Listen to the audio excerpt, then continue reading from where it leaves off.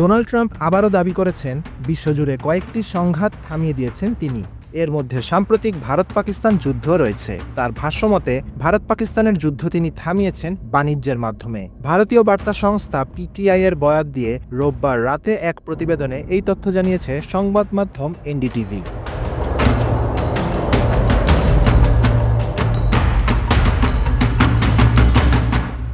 10 মে president Donald Trump সামাজিক যোগাযোগ মাধ্যমে ঘোষণা দেন, যুক্তরাষ্ট্রের মধ্যস্থতায় রাতভর দীর্ঘ আলোচনার পর ভারত ও পাকিস্তান একটি সম্পূর্ণ ও তাৎক্ষণিক যুদ্ধবিরতিতে সম্মত হয়েছে।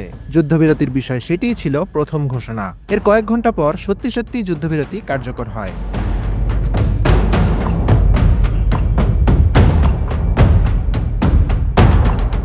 এরপর থেকে ভারত ও পাকিস্তানের মধ্যে যুদ্ধ বন্ধের বিষয়ে বিভিন্ন সময় নিজের দাবির বারবার পুনরাবৃত্তি করেছেন মার্কিন রিপাবলিকান এই প্রেসিডেন্ট।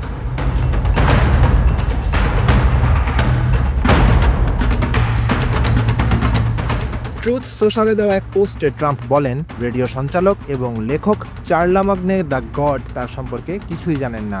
এমনকি এটাও না যে তিনি 5টি যুদ্ধ থামিয়েছেন, যার মধ্যে 31 বছরের রক্তক্ষয়ী কঙ্গো রুয়ান্ডা সংঘাত রয়েছে, যাতে 70 লাখেরও বেশি মানুষ প্রাণ হারিয়েছেন।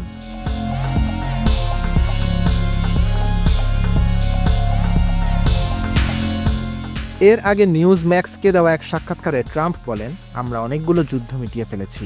ভারত পাকিস্তান একটা পারমাণবিক যুদ্ধের দিকে যাচ্ছিল, আমি সেটা থামিয়ে দিয়েছি।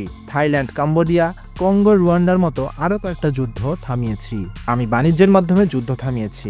আমি বলেছিলাম, তোমরা যুদ্ধ করতে চাও করো, কিন্তু আমরা কোনো বাণিজ্য চুক্তি করব না।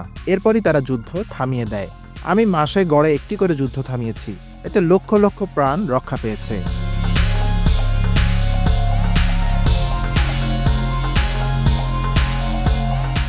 হোয়াইট হাউসের প্রেস ব্রিফিংয়ে প্রেস সেক্রেটারি ক্যারোলিন লেভিট বলেন, Trump Thailand, Cambodia, Israel, Iran, Rwanda, Congo, Bharat Pakistan, Serbia, Kosovo এবং মিশর ইথিওপিয়ার মধ্যকার সংঘাত বন্ধ করে দিয়েছেন।